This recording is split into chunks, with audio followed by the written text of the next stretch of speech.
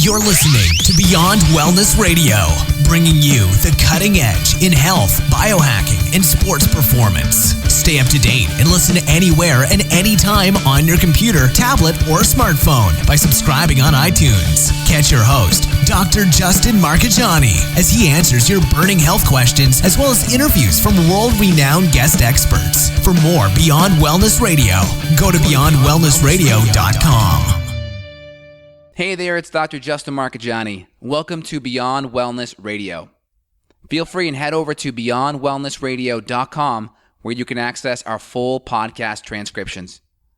While you're there, you can also sign up for our thyroid and female hormone video series.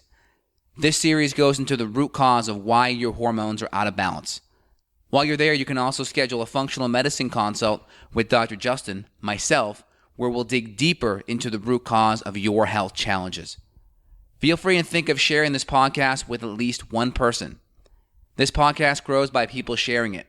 Sharing is caring. If you can think of one person that can benefit from this information, please feel free and share it.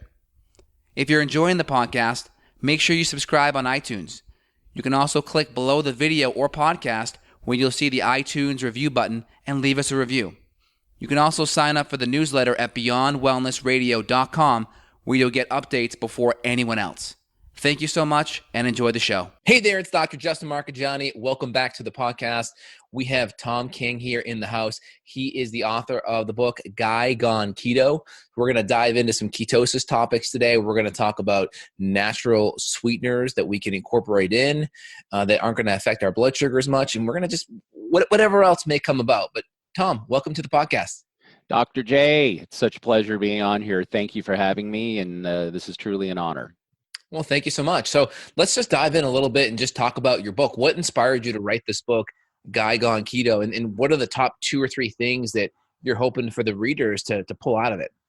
Well, the book kind of grew organically. So I had, I own a food manufacturing business and an ingredient supply company, and we supply sweeteners to sports nutrition companies. And a lot of those companies, actually supply and manufacture ketogenic friendly foods. So I was in Vegas for a trade show and went out with a customer.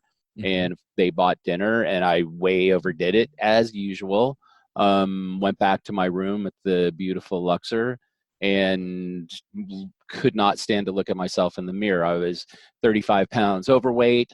My blood pressure was like 190 over 99, and I felt like a tremendously huge fraud because I'm catering to that particular industry and not following it all. So at that point, sort of the pain of my, I guess, dishonesty, the pain of my, carrying extra weight and being sluggish and not following any type of discipline had exceeded the pleasure that I was getting out of eating the pizzas and the cake and the wine and everything else. So at that point, I'm like, look, I need to make a lifestyle change. So I really started doing a lot of journaling, and I was doing data collection on my weight, my blood pressure, temperature, all of the data points that I could find, and also used it as a springboard for discipline. So after about a 6 to 8 month period, I basically had a book on my hands. So I just took it to an editor and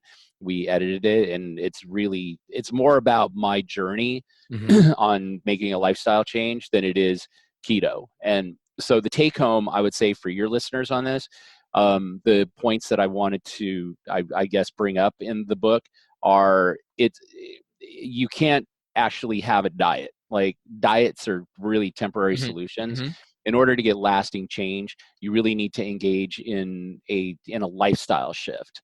That's one thing. And then the second thing is, what does it take to make a lifestyle shift, and what are the components to the discipline, that's required?